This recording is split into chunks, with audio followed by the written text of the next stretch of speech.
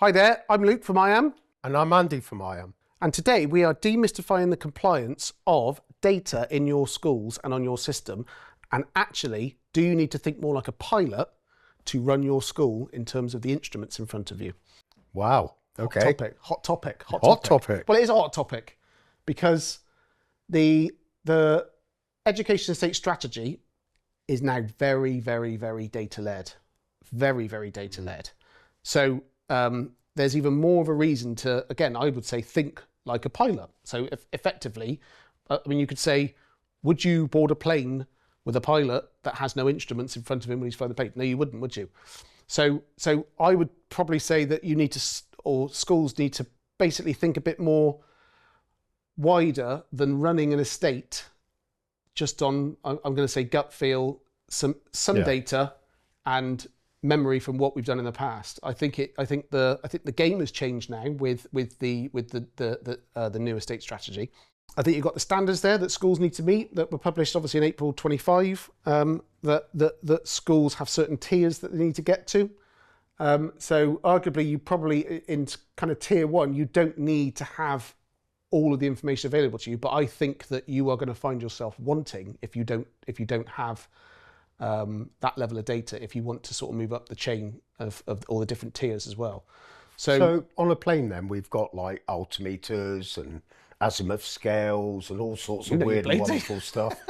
I've been in a plane once. It had 2 propellers. It was a 2-prop one. I flew out of Edinburgh and the pilot started by saying, I'm afraid one of the engines doesn't work, but we've still got another one. So yeah, so all that's the information they've got. What sort of information do you see a school needing on their flight deck? Well, I would say that when you run a school in terms of its estates management, your school is giving you signals.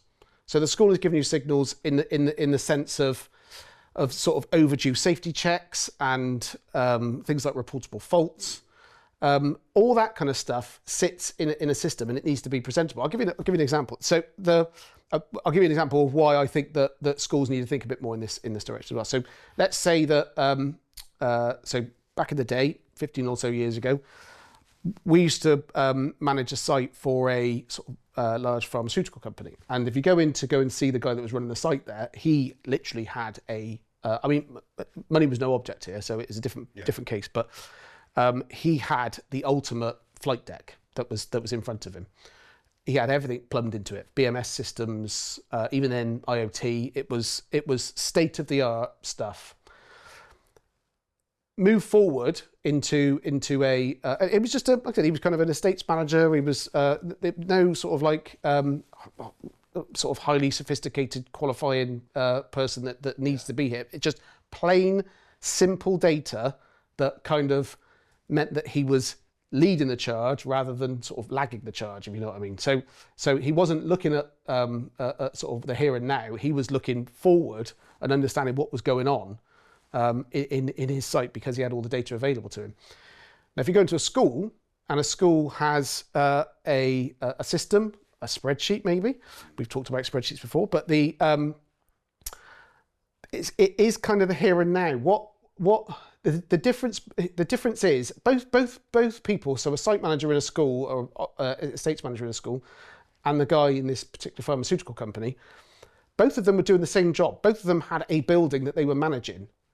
One of them spent 5 hours plotting what was happening in the future and making sure that everything was shipshape. Yeah. The other one had all the data available to them and he spent probably half an hour a week going through what that is because it was all done for him. It was at glance stuff. It was very, very sort of simple and straightforward. And I think when you sort of start thinking about the fact that an estates team are not guessing what is potentially going to go wrong in the future, you can then start thinking, what is the baseline here that we can start thinking about? What instruments do we need to look at, or what instruments do we need to use to look at to give us those early signals that will point us in the future to where to go, to obviously where to spend our money, how efficient we are.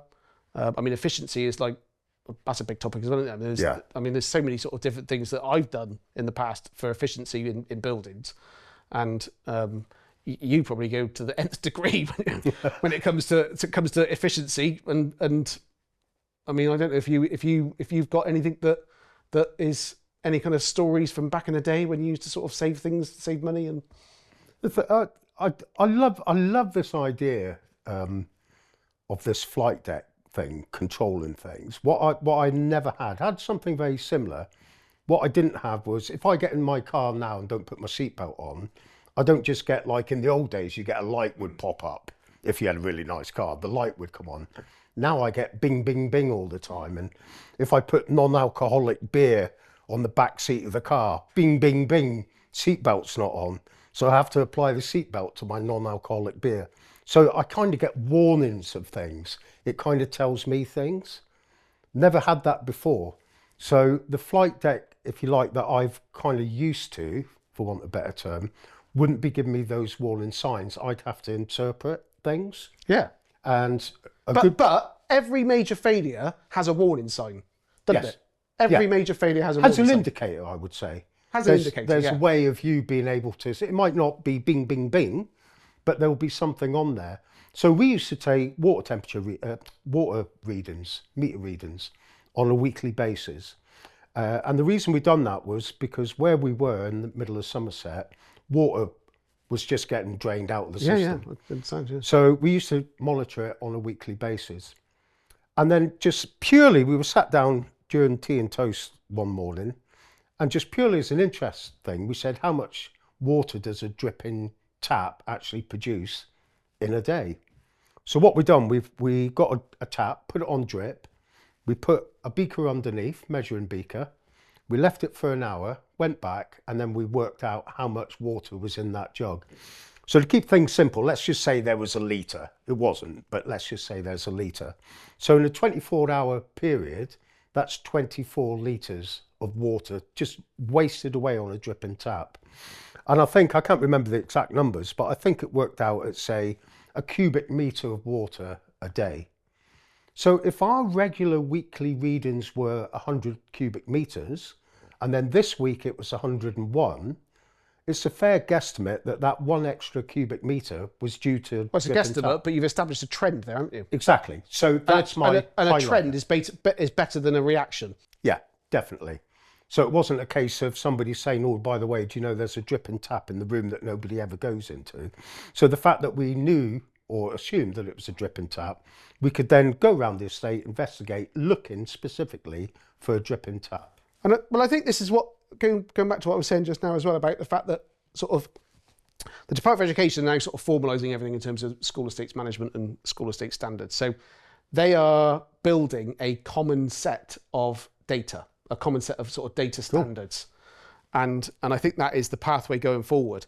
So it's even more of a reason to get behind a system where, or make sure that you are getting on board with a system that keeps you sort of data literate. And I think there's sort of the main sort of things for me in terms of the kind of, I would say the sort of useful indicators are, you need to be able to have something that measures your compliance. I mean, that's the sort of main thing. I think the other one is how much of a sort of fault recurrence has come. I think that's something you need to measure and see trends on as well. So faults of things that are happening with your assets and machinery and that kind of thing. Energy waste, which is what you've just said about obviously water. That's obviously incident patterns. So if incident patterns are there, then you can start identifying where common things are happening, because it might be something to do with your estate that you haven't thought about. And if you've got a regular occurrence of incidents there, and if you've got it on a system that basically flags that you've had six similar incidents in the last week in a certain area of the school, well, something needs to be done there. And then I also think that your flight deck, because you've got, in terms of estates, you've got what I would call supply chain partners as well, like contractors. I think you need to be able to have a system that monitors contractor quality, contractor assurance as well.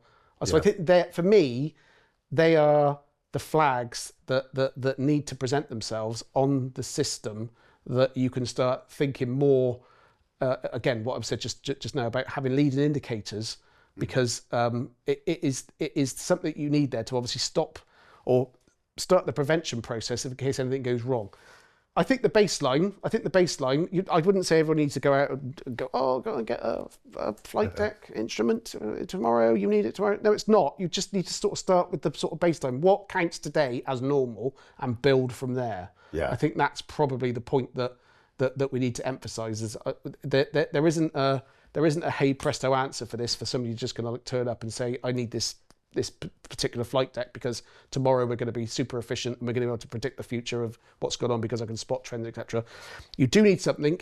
The world is becoming a lot more data heavy, and I just think that too much reliance on gut feel goes against the flag of today's world of needing to provide data and evidence. So I suppose it's the sort of the takeaway for me. I mean, just like you've just said, in terms of like measuring the water, it's all about reading the signals before that building starts shouting at you. And I think the biggest advantage if you've got a flight deck, the most important aspect is in schools you don't have time. You don't have time to start looking through reams and reams of paperwork and start doing analysis. A flight deck is literally switch it on in the morning, sit down with your first cup of tea and chocolate hobnob, have a quick glance at it, and within a few seconds you'll know exactly the state of play. And if they're constant, if they're live, then obviously you're getting that information throughout the day. And I think that's a massive advantage. Okay, so I think there's a few takeaways that we can probably have here as well. I think that one sort of major takeaway for me is how I think the Department of Education are building their own flight deck, so I think schools need to align with that. Yeah. I think that the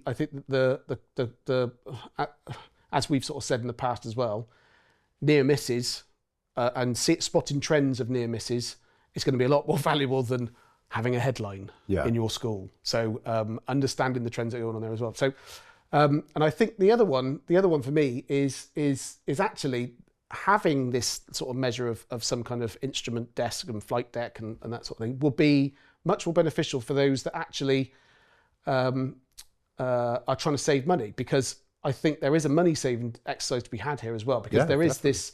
I do know of a school that that actually discovered that they burn more energy on a Sunday evening with servers and everything kicking into gear ready for Monday morning.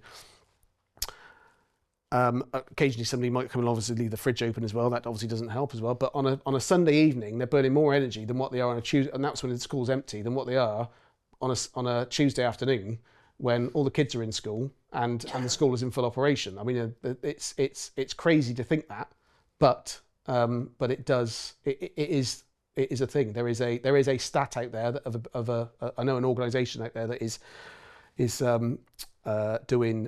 installs solar panels and does kind of what are they called again? Not feasibility surveys for schools to understand where their energy is being consumed.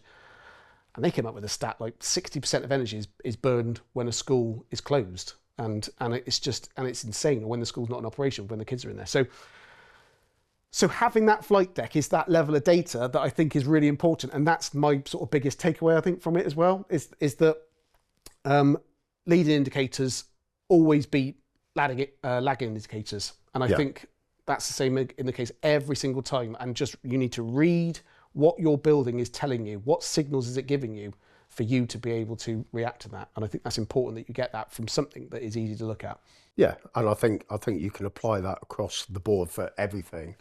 And I think when you identify something that's abnormal in your daily running of things, you need to know what the normal is in the first place. You do, yeah. And in the summer, when things were basically all quiet at the school and we were just getting on with having barbecue in Bermuda shorts, I'm sure we did some work as well.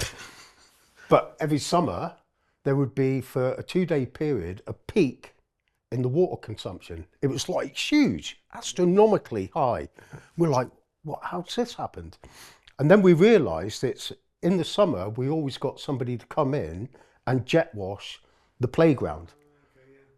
And he was just filling up with the school's water. So for that 2-day period that he was in, he would just keep filling up this massive big Bowser that he had, happily jet washing the whole school. So that explained that. So it's again, because it was abnormal, Yeah. we investigated it and we found the reason. We didn't stop him doing it, obviously, but at least we you knew established why a there was- benchmark and you established what the trend was, and why it was, and we why knew it was that there. every year we're going to have this 2-day peak in water Again, consumption. data gives you that. So I think that's really important. So, right, okay, let's leave it there. Excellent. And yeah, we'll see everybody on the next one. Okay. Take care. Take care. Cheers. Bye.